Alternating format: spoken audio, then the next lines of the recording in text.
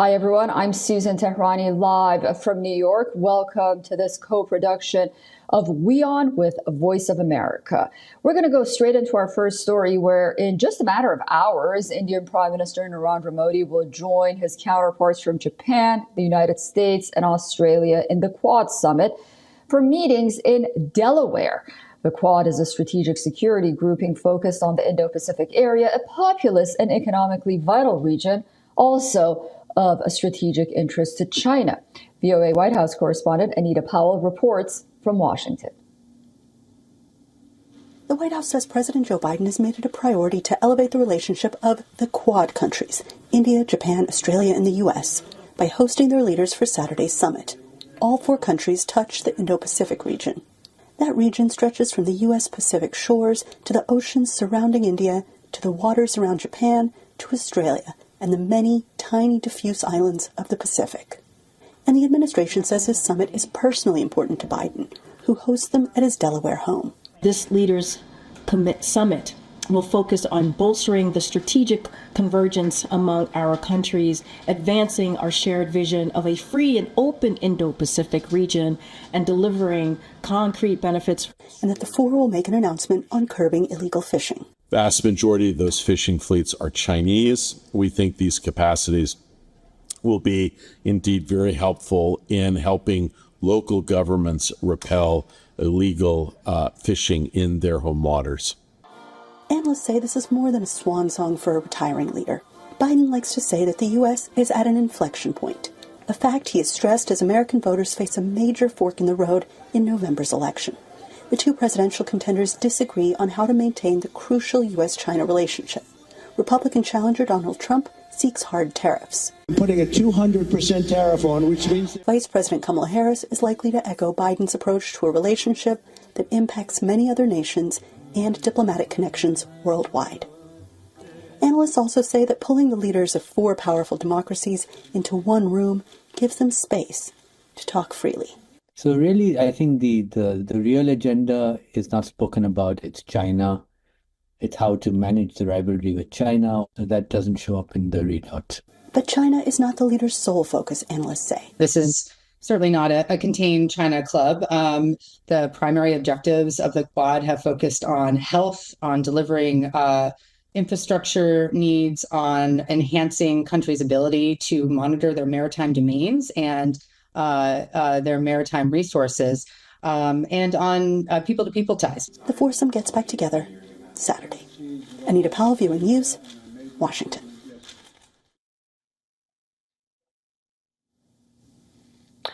Joining us live now with additional reporting is VOA correspondent Jessica Stone. She's live for us at the White House. Hi, Jessica. What are the main topics on the agenda for these leaders? Well, of course, they're going to discuss the major conflicts around the world, places like Ukraine, Gaza, which you were just talking about, the West Asian conflicts that are ongoing. Reforming global governance structures is also on the docket. And of course, that's something we saw them visit quite extensively at the G20 in New Delhi last year. Of course, countering China, as you heard from Anita Powell's piece, being another central linchpin of what they will discuss. Indian Foreign Secretary Vikram Misri says they will also announce a milestone program on cancer prevention. You might recall that President Biden, when he was vice president, also undertook the Moonshot Cancer Initiative, which was to find a cancer cure within a specific amount of time. And so we expect to see an announcement on that. That, of course, is a global issue and something that impacts all of the Quad countries as well. And we also anticipate some bilateral meetings. Prime Minister Modi expected to meet with each leader of the Quad individually in bilaterals early in the afternoon on Saturday ahead of the Quad meetings. But keep in mind that we're not going to have a lot of close details because journalists are being kept at arm's length from the president's home in Delaware where this is happening. We will have some pool reporting, but not a lot. And so we'll have to glean what we can, but we won't have a lot of on-the-ground details in real time. Susan? All right, very interesting to know. The Quad meeting comes days after the Deputy Secretary of State was on Capitol Hill to discuss great power competition with China. Of course, this is a region that's very important to China as well. What more did we learn? Well, Kurt Campbell was the architect of many of the Asia-related policies. Even before taking the role of Deputy Secretary of State, he worked extensively at the National Security Council here at the White House. And he told lawmakers that China challenge to the United States is actually greater than the challenge of the countries that were posed, specifically the USSR at the time during the Cold War. He points to the massive military exercises that have just wrapped up between Russia and China and says that China is actively aiding Russia's efforts to invade and maintain ground in Ukraine. He says that the permission for that comes, quote, from the top. Now, Beijing has rejected Washington's accusations in that regard. The U.S. continues to weigh adding additional financial sanctions on Chinese companies, Chinese financial institutions, but says that Europe needs to join them in order for them to be effective. Kurt Campbell saying, quote, I think we're making headway. Susan? All right, Jessica, please do stay with us as we air some of your reporting on the debate about critical mining on the sea floor. Of course, we're having this discussion as the UN General Assembly is ongoing here in New York. Well, people from across the globe are convening on the sidelines of the UN General Assembly in New York City for Climate Week. On the agenda, the environmental impact of seabed mining. The discussion comes as tech companies seek ways to fuel the green revolution while minimizing environmental impacts. VOA's Jessica Stone has more.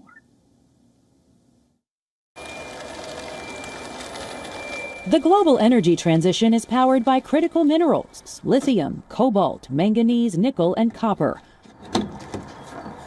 all of which the International Seabed Authority says are plentiful across the floor of the Pacific Ocean, formed into rocks more than 4,000 meters under the sea.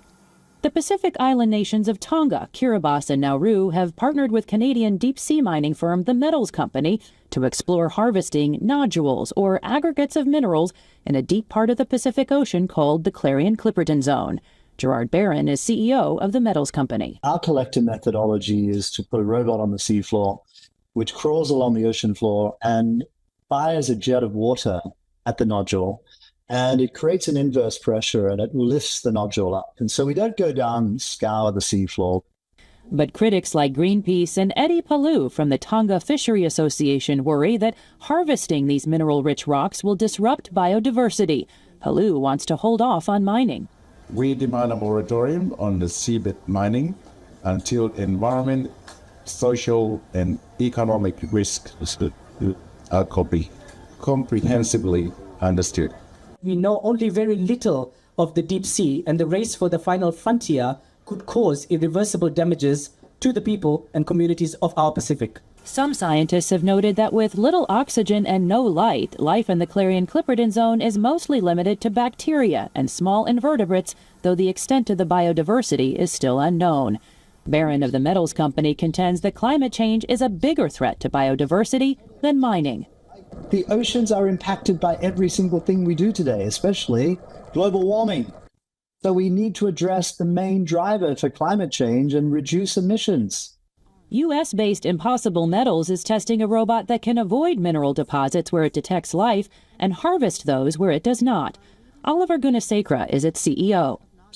So the vehicle hovers above the seabed, uses the camera, and it actually picks up the nodules one by one. So this really minimizes all of the negative concerns around big sediment plumes. And Viridian Biometals bypasses energy-intensive processes such as smelting by using bacteria, which can separate metal ore from the rock around it. And the bacteria need oxygen just like we do to breathe. And when there's not enough oxygen in the water around them, the bacteria have learned that there's oxygen in the rocks, and they have adapted to breathe that oxygen. As these companies continue to innovate, they say they're committed to mitigating the environmental damage that comes from mining the seafloor and lowering the cost of the minerals that contribute to the green economy, all while combating climate change. Jessica Stone, VOA News.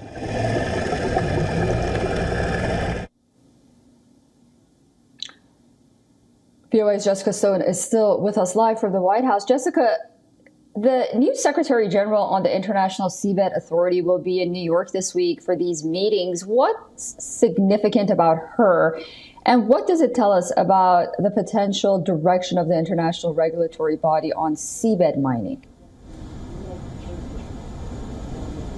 Yeah, this is a question that has been rattling around the seabed mining community and is really significant to these areas of the world where there is the potential for undersea mining to take place. The woman who will take the reins in January is Leticia Reis de Carvalho. She is from Brazil. She was elected in July on a promise to investigate her predecessor, Michael Lodge, who is a British attorney who was accused of being too close to the mining industry. She is an oceanographer. She's not a mining executive. She served as Brazil's UN Environment Program leader, and she takes over, as I said, in January, aims to have a mining code by the end of next year. So she set out a very ambitious goal to do that by the end of next year. She does hail from Brazil.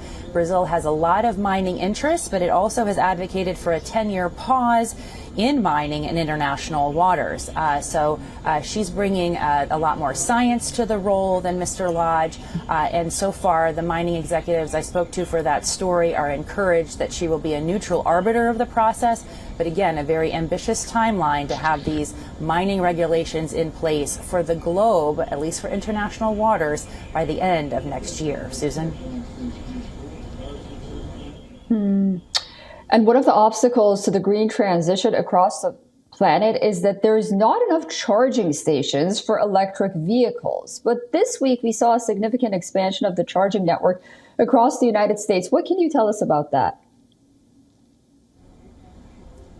Yeah, this is an interesting problem and one that is posed to every economy that wants to go EV. This week, General Motors, of course, a major U.S. Producer of vehicles, said that its EV customers will be able to plug into that Tesla supercharger network with an adapter that's available for purchase. It's about $225.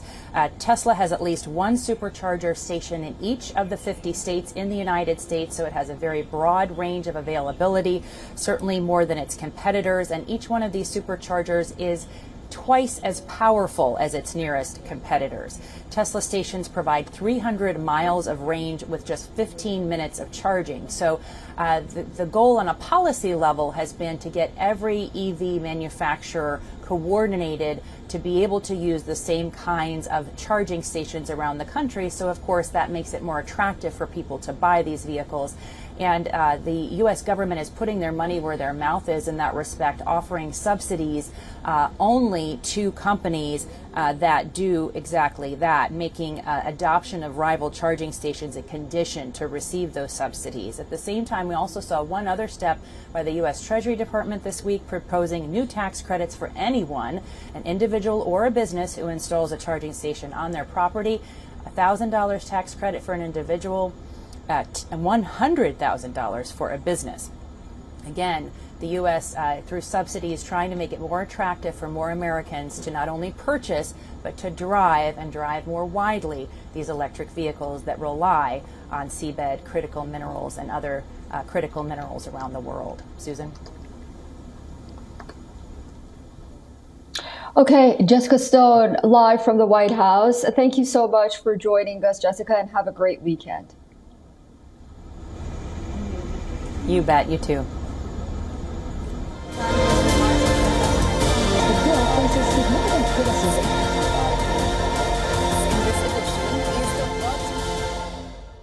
For all the latest news, download the WION app and subscribe to our YouTube channel.